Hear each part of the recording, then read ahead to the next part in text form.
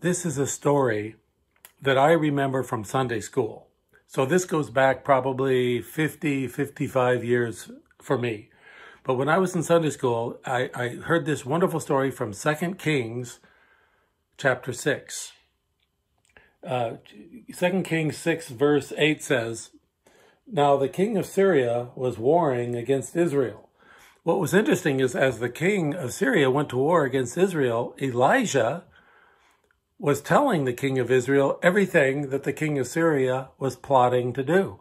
Every time the king of Syria tried to make some kind of strategic trap to get the advantage over the army of Israel, Elijah seemed to already know about it.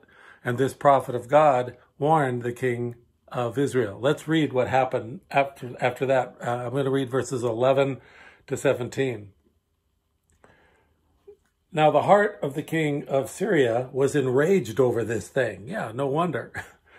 And he called his servants and said to them, "Will you tell me which of us is for the king of Israel?" In other words, who's the spy? Who's the mole? Who's leaking our strategic plans to the enemy, the king of Israel? Verse 12, "And one of his servants said, 'No, my lord, O king, but Elijah, the prophet who is in Israel, tells the king of Israel the words that you speak in your bedroom.'" In other words, Elijah, the prophet of God, knows everything.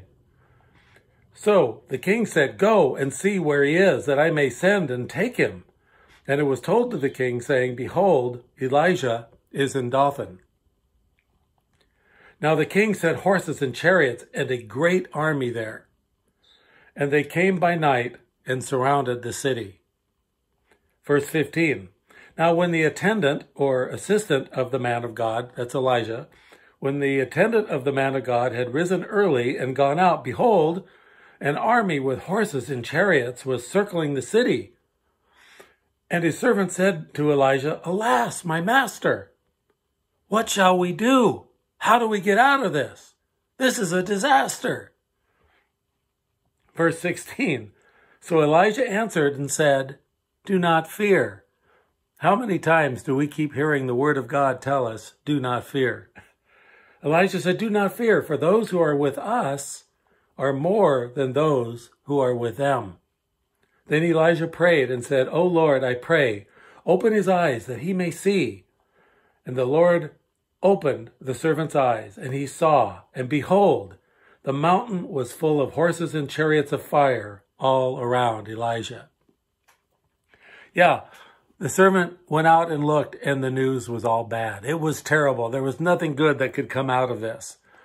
But the servant had two-dimensional vision. He could only see his circumstances.